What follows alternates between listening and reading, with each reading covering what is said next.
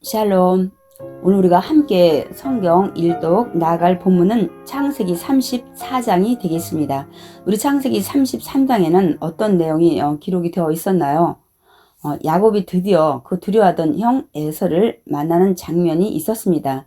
야복강에서 목숨을 걸고 울며 기도했던 야곱을 하나님 축복하셔서 이제 에서의 마음을 만지셔서 이제 형 에서와 야곱은 좋은 관계 속에서 화해를 마쳤습니다.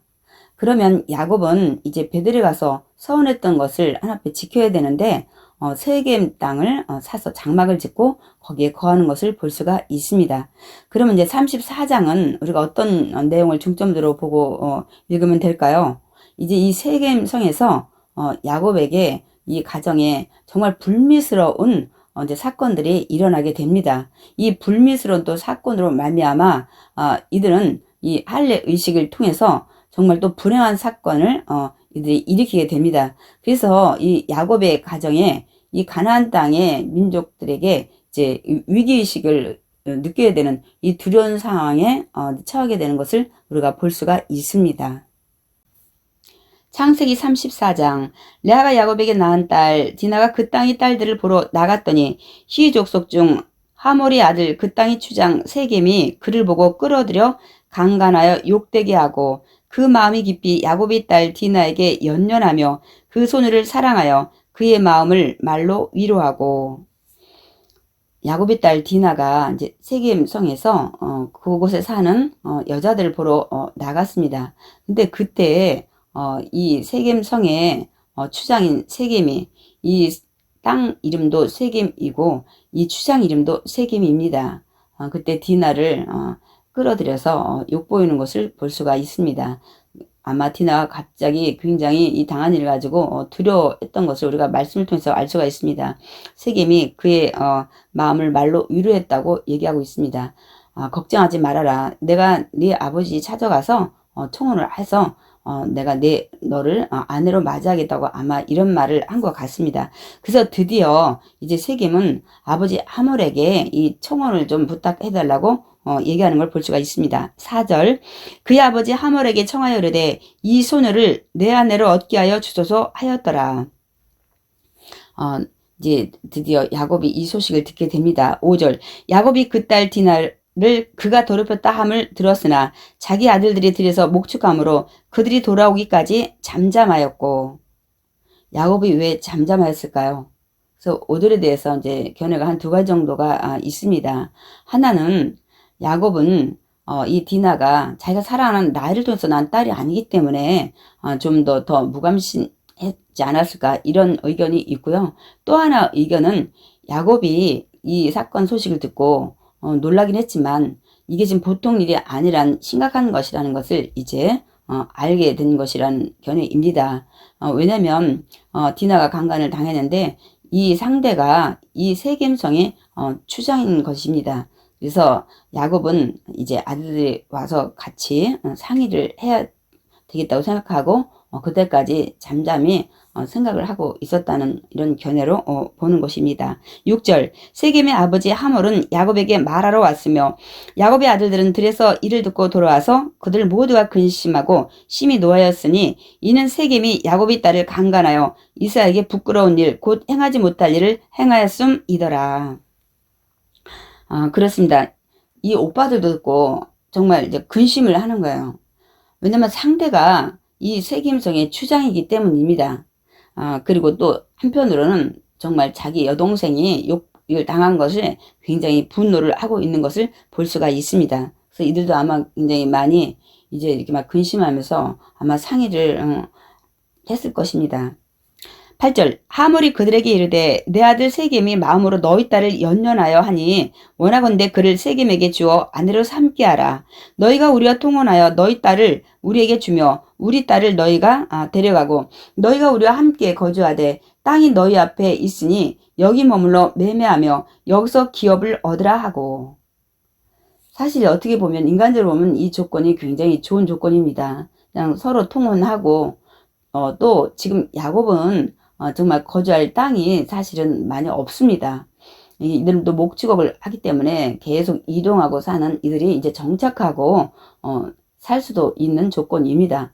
그러나 이 모든 것들이 지금 이 하나님 뜻에 벗어나고 있습니다. 절대 통혼하면 안 되고 이 땅은 이미 하나님이 야곱에게 주겠다고 약속을 하셨기 때문에 이들이 이렇게 선을 베풀지 않아도 이 땅은 이제 하나님이 주신 것입니다. 11절 세겜도 디나의 아버지와 그의 남자 형제들에게 이르되 나로 너희에게 은혜를 입게 하라. 너희가 내게 말하는 것은 내가 다 주리니.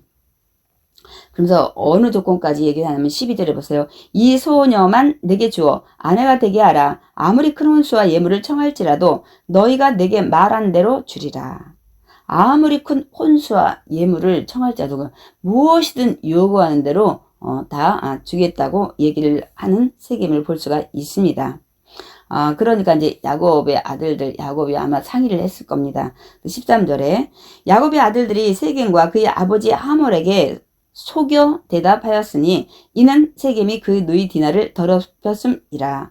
그래서 이들이 이제 어떤 상의를 했고 어떤 계획을 세웠는지 우리가 이제 14절부터 이제 우리가 보겠습니다. 14절 야곱의 아들들이 그들에게 말하되 우리는 그리하지 못하겠노라. 할례 받지 아니한 사람에게 우리 누이를 줄 수 없노니 이는 우리 수치가 됨이니라. 이 할례를 가지고 얘기하는 것을 볼 수가 있습니다. 그러면서 15절에 그런즉 이같이 하면 너에게 허락하리라. 만일 너희 중 남자가 다 할례를 받고 우리같이 되면 우리 딸을 너희에게 주며 너희 딸을 우리가 데려오며 너희와 함께 거주하여 한 민족이 되려니와 너희가 만일 우리 말을 듣지 아니하고 할례를 받지 아니하면 우리는 곧 우리 딸을 데리고 가리라. 야곱의 아들들이 계획하는 것은 지금 들고 나온 지시 조건은 할례입니다. 여러분 우리가 할례를 미리 앞에 그 창세기 17장에서 우리가 보았습니다. 여러분 할례는 무엇입니까? 하나님과 이스라엘 백성이 맺은 언약의 징표입니다. 그래서 하나님께서 말씀하시죠. 내 언약이 너희 살에 있어 영원한 언약이 되겠다고 그래서 할례를 행하라고 말씀을 합니다. 그래서 이 할례를 통해서 하나님은 어떤 언약을 하셨습니까? 자손을 정말 묵별과 같이 많이 주겠다. 또 이 땅을 너희에게 주겠다. 나는 너의 영원한 후손까지 하나님이 되겠다는 이 약속을 하십니다. 그래서 그 약속이 영원하다는 것을 그래서 너희 살 속에 포피를 베서 거기다 증표를 삼으라고 말씀을 하고 있습니다. 그래서 이스라엘 백성들은 이 할례를 통해서 자기들은 할례 받은 자는 하나님의 백성 거룩한 이제 백성이 됐다고 구별을 하는 의식으로 이거를 할례를 행했습니다. 그러니까 다시 말씀드리면 이 할례를 통해서 하나님의 공동체에 가입됐다는 것을 상징하는 의식입니다. 그런데 이들이 이것을 이제는 정말 형식적으로 계속 할례만 하고 하나님의 말씀대로 정말 하나님의 자녀로 살지 못하는 많은 잘못들을 하고 있습니다. 그래서 에레미야를 통해서 또 신학에 보면 막 스데반이 그 설교를 합니다. 너희들은 마음의 할례를 해라. 그런 얘기를 계속 외치는 것을 우리가 볼 수가 있습니다. 그런데 이 할례를 들고 이들에게 할례를 행하라고 지금 결혼의 그런 조건으로 제시를 하는 걸 볼 수 있습니다. 여러분 할례는 이런 조건으로 사용할 때 쓰는 것이 아닙니다. 정말 하나님을 나의 아버지로 예수님을 나의 아버지로 믿는 믿음 안에서 하는 할례. 그래서 우리는 그 침례를 할례 대신에 행하고 있습니다. 그래서 이것은 목적이 잘못된 이 할례를 제시하는 것을 볼 수가 있습니다. 아마 분명 이들은 이 할례를 하라 그러면 모든 남자가 다 포피를 베는 이 의식을 행해야 되니까 아마 이들이 그걸 하지 못할 거라는 아마 생각과 또 만약에 이들이 다 그걸 행하겠다고 허락해서 한다면 이들을 이제 정말 고통 가운데 있을 때 다 진멸해야 되겠다는 계획을 세운 것 같습니다. 그런데 이 할례의 조건을 제시하니까 이들이 어떻게 얘기를 합니까? 18절에 그들의 말을 하몰과 그의 아들 세겜이 좋게 여김으로 이 하몰, 세겜의 아버지와 세겜의 추장은 이걸 굉장히 흡족히 여겼다고 얘기를 하고 있습니다. 그렇죠. 이들은 굉장히 많은 재산, 어떤 가축, 재물을 달라고 할 줄 알았는데 그 부분에 대해서는 전혀 얘기가 없고 그냥 포피 베면 된다고 얘기를 하니까 이들은 그걸 쉽게 생각을 하고 그 조건에 제시를 받아들이겠다고 얘기를 하는 걸 볼 수가 있습니다. 19절 그래서 이 소년이 이 세겜 추장이 그 일 행하기를 지체하지 아니하였으니 그가 야곱의 딸을 사랑함이며 그는 그의 아버지 집에서 가장 존귀하였더라. 그래서 이제는 이 추장의 직권으로 이제 그 세겜성의 그 모든 사람들에게 이제 유도를 하는 걸 볼 수가 있습니다. 20절. 하물과 그의 아들 세겜이 그들이 성읍문에 이르러 그들의 성읍 사람들에게 말하여 이르되 이 사람들은 우리와 친목하고 이 땅은 넓어 그들을 용납할 만하니 그들이 여기서 거주하며 매매하게 하고 우리가 그들의 딸들을 아내로 데려오고 우리 딸들도 그들에게 주자. 그러나 우리 중에 모든 남자가 그들이 할례를 받은 같이 할례를 받아야 그 사람들이 우리와 함께 거주하여 한 민족 되기를 허락할 것이라.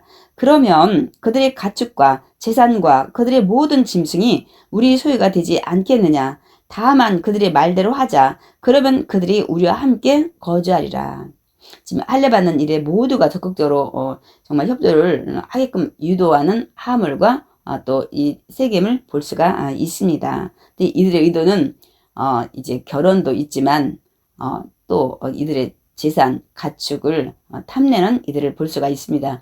그러니까 이들의 눈에도 야곱의 그 재산과 가축이 어마어마한 것을 이들이 보게 된 것입니다. 그래서 우리는 이 성경의 뒷부분을 보면서 야곱이 6년 동안 정말 어마어마한 거부가 됐다는 것을 우리가 알 수가 있습니다. 하나님께서 이렇게 야곱을 축복하신 거죠. 왜냐하면 가나안 땅에 가서 재물이 없이 이들이 정착할 수가 없고, 그럼 또 에서에게 빌붙어야 되는데, 또 그럴 때는 이 형과의 이 모든 문제가 또 해결되지 않는 이 모든 것을 아시는 하나님께서 야훼 이레아라는 준비하신 것을 볼 수가 있습니다.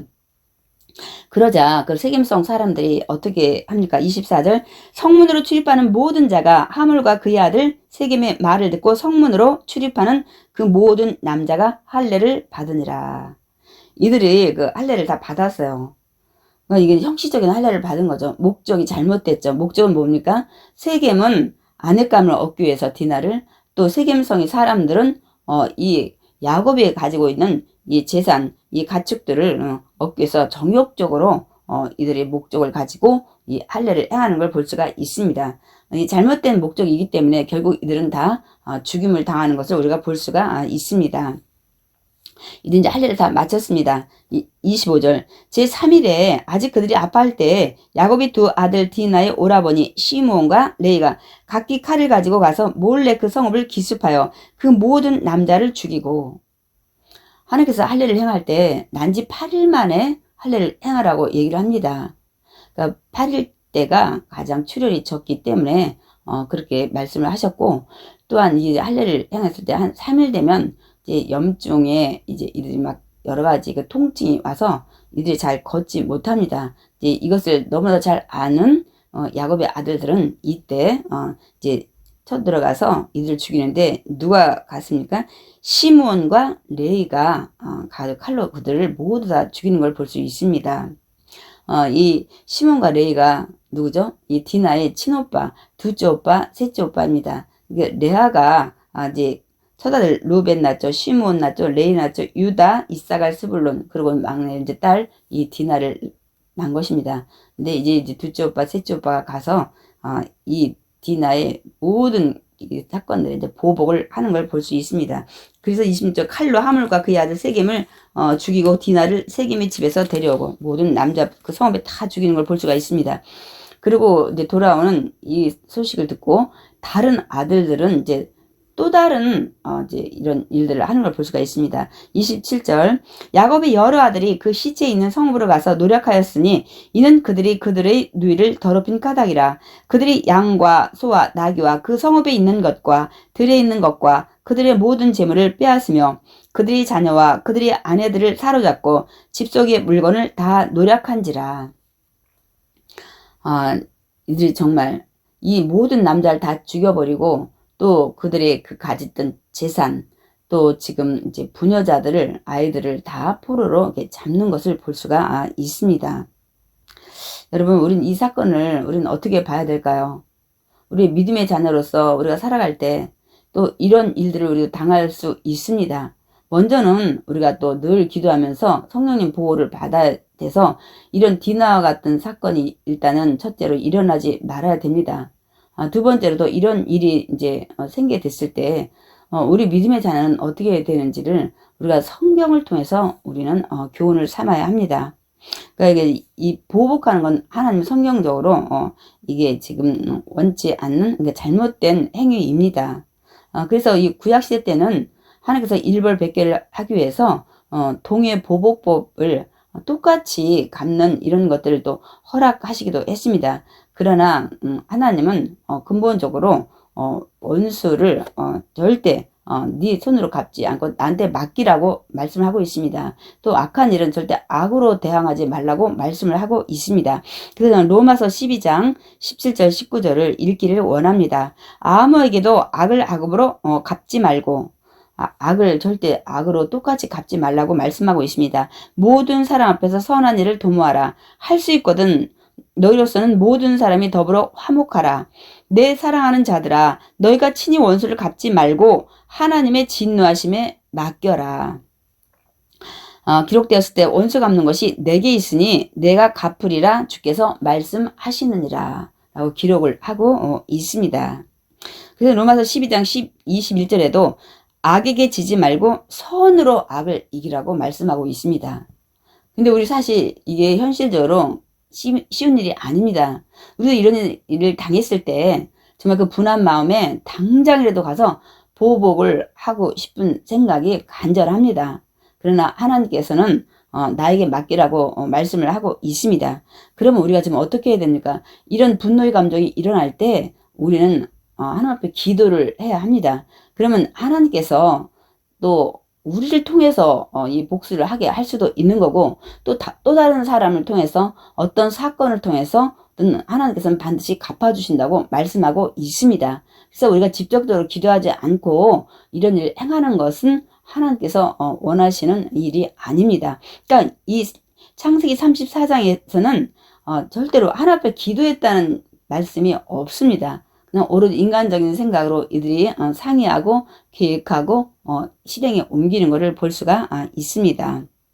그러니까 인간이 그 잘못된 생각으로는 때로는 더 큰 화를 자초할 수가 있는 것입니다. 그래서 간음을 한 사건을 통해서 이들이 인간의 생각에 계획으로 보복을 했습니다. 그런데 이제 어떤 위기가 오는지 우리 30절을 통해서 좀 우리 읽어보겠습니다. 야곱이 시몬과 레위에게 이르되 너희가 내게 화를 끼쳐 나로 하여금 이 땅의 주민 곧 가나안 족속과 브리스 족속에게 악취를 내게 하였도다.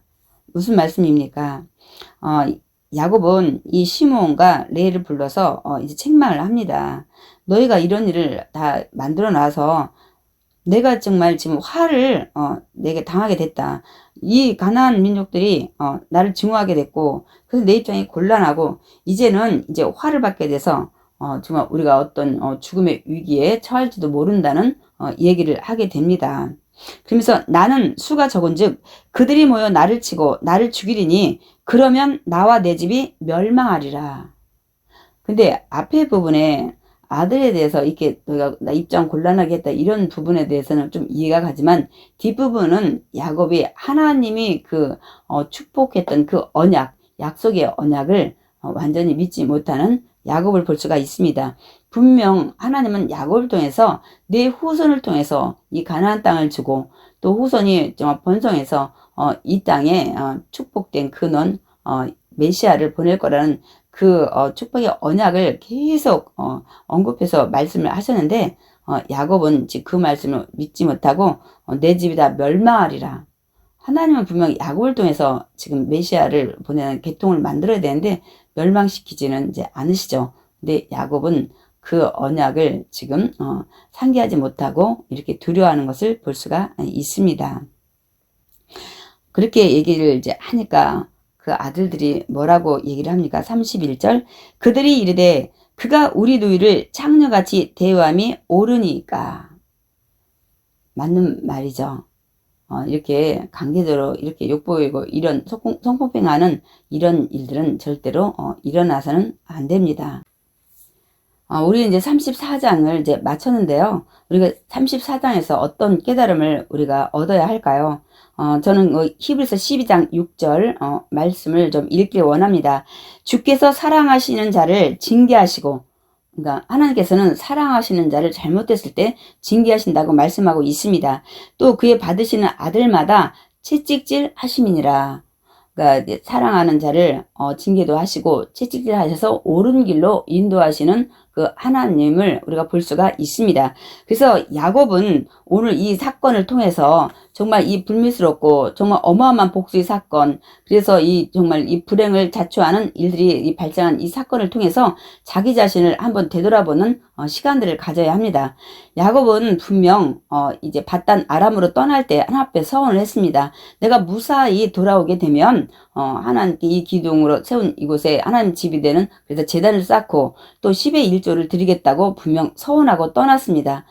그 서원대로 이제 야곱은 드디어 정말 무사히 이곳에 왔고 하나님의 큰 재물 축복도 주었고 또 그렇게 두려워하던 형과의 모든 문제를 하나님께서 개입하셔서 에서의 마음을 만지셔서 정말 좋게 화해로 다 끝나게 일을 이제 처리됐습니다. 그러면 야곱은 곧바로 지금 베델로 달려갔어야 됩니다.